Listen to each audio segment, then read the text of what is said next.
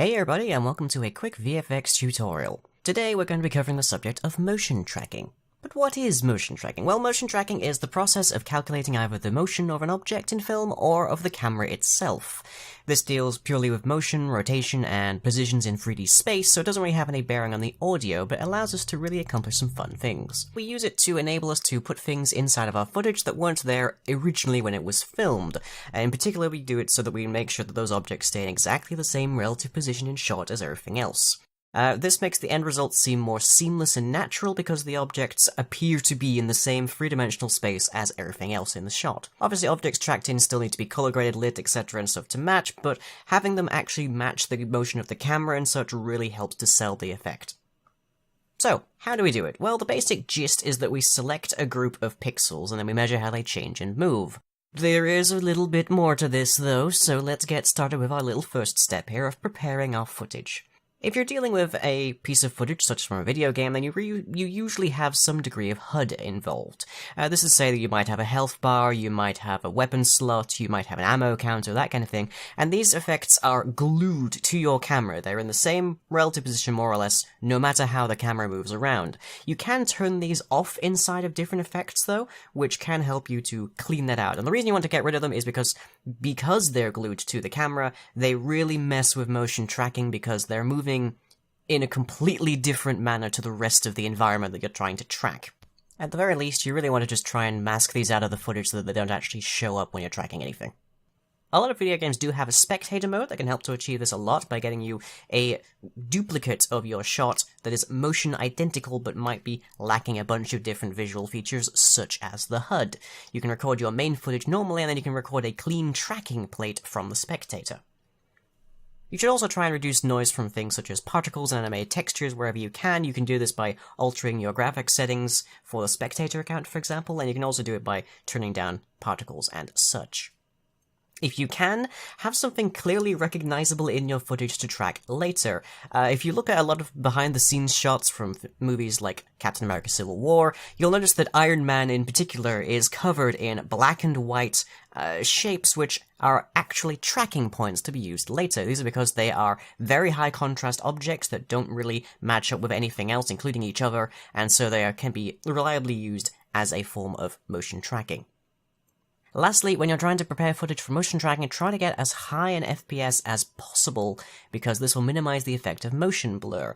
The higher the FPS, the less that the pixels will change between them, and consequently the less they'll be blurring in between.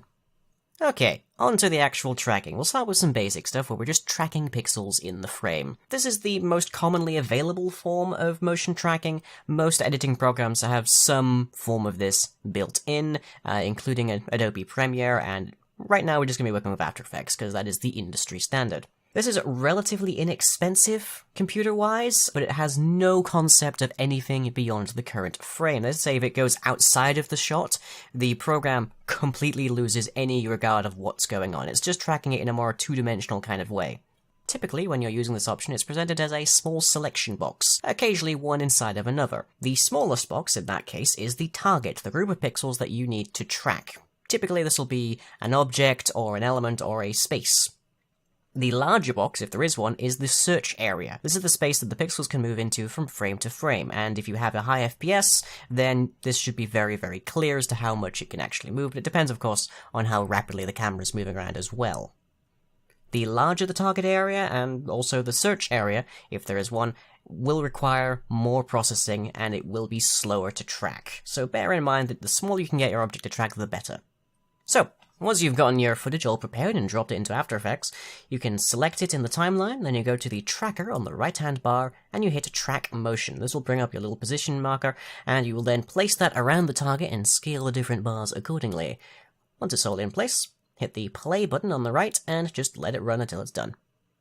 Alternatively, for extra precision, you can use the Step Forward button to keep an eye on the track manually and adjust it whenever it starts to go off track. It will try to keep itself stable if you correct it, but otherwise it will just run away on itself. Once you've actually tracked, of course, in After Effects you have access to the data for every single track that you've done, including its position, how confident the tracker was in where that position is, and a whole host of other things that you can use to really sell your illusions. The far more advanced option when it comes to motion tracking is Set Reconstruction. Now, there are several external programs available for this, from the inexpensive to the big budget, such as Buju, but they do tend to vary in quality quite a lot. Alternatively though, After Effects does have its own option. This is the significantly more heavy-duty option compared to our basic tracking, and it requires a lot more computing to track the entire scene at once, but the result is that you get a three-dimensional view and you'll know exactly where a point is even when it's out of frame. To do this, we select our footage again, we go to the tracker, and we hit Track Camera. Basically what this is trying to do is it's tracking how all of the pixels in frame are moving, and it's using that to work out where they are relative to the camera and consequently how the camera is moving around. Once the track completes, you'll see a lot of little dots of different colours. You can either draw a loop around them or select whichever points are nearest to your target, bearing in mind once you have it in three-dimensional space, you can shuffle things around later if you need to.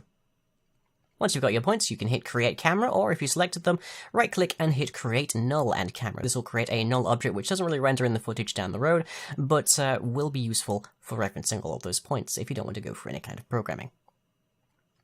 And there you have it. That's how we do motion tracking in After Effects and in general. Hopefully, even if you're not using After Effects, some of this information will come in handy down the road for when you're trying to do this in other programs. But that's it for now. Hope you've all enjoyed, and I'll catch you all next time.